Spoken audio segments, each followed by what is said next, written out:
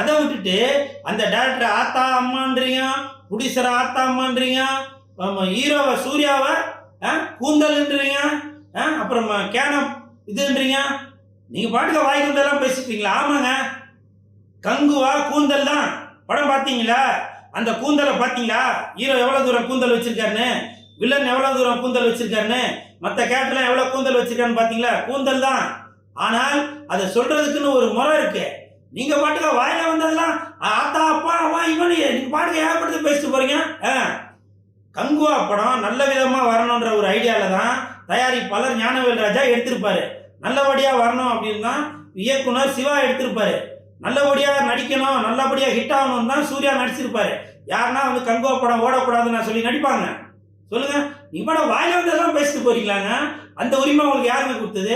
படம் பிடிச்சிருக்கா பிடிச்சிருக்குன்னு சொல்லணும், இல்லைன்னா இல்லைன்னு சொல்லணும். நீங்க இந்த மாதிரி வாயில வந்ததெல்லாம் பேசிட்டு போறீங்களா? சப்போஸ் சிவாவோட குடும்பத்திற்கோ இல்ல ஞானவேல் ராஜா குடும்பத்திற்கோ இல்ல சூர்யாவோட குடும்பத்திற்கோ ஏதோ ஒன்று ஆயிடுச்சுனாக்கா நீங்களாங்க வந்து அந்த குடும்பத்தை பார்ப்பீங்க?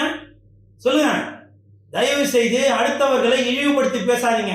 நீங்க அப்படி இழிவுபடுத்தி பேசும்போது உங்களுடைய குணம் என்ன அப்படின்றது வெளியில தெரிய வரும்.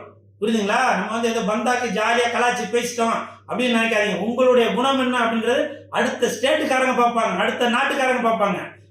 அடுத்த ஸ்டேட்ல மலையாள படமோ இல்ல தெலுங்கு படமோ இங்க வந்து ஓடிச்சுவாங்க. பாத்தீங்களா அந்த படம் எப்படி ஓடிச்சு, இந்த படம் எப்படி ஓடிச்சு, அப்படி புது முயற்சி தாங்க. கங்குவா படம் ஒரு புது முயற்சி. அதாவது நீங்க வந்து ஹாலிவுட் தரத்துல படம் வரணும் அப்படின்னு சொல்லி நினைக்கிறீங்களா? அந்த ஒரு புது முயற்சியில தான் கங்குவா படம் எடுத்திருக்காங்க.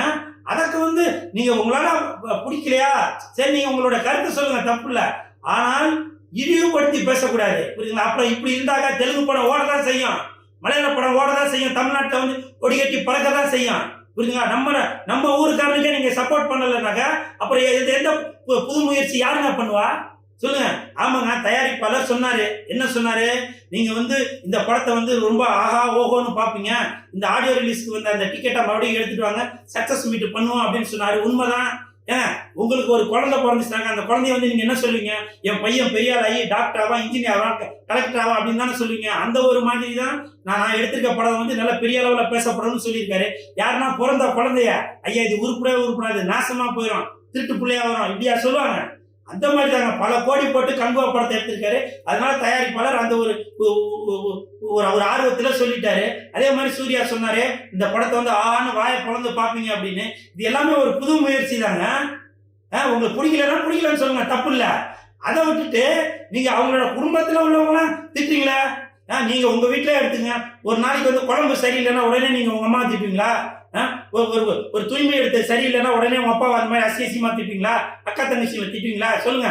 ஏதோ தவறு நடக்குது, அது சகஜம் தான். அது சவுண்டு ஜாஸ்தியா தான் இருக்கு அப்படின்னு எல்லாருமே தான் சொல்றீங்க. வாஸ்தவம் தான். இப்ப கம்மி பண்ணிட்டாங்கல்ல.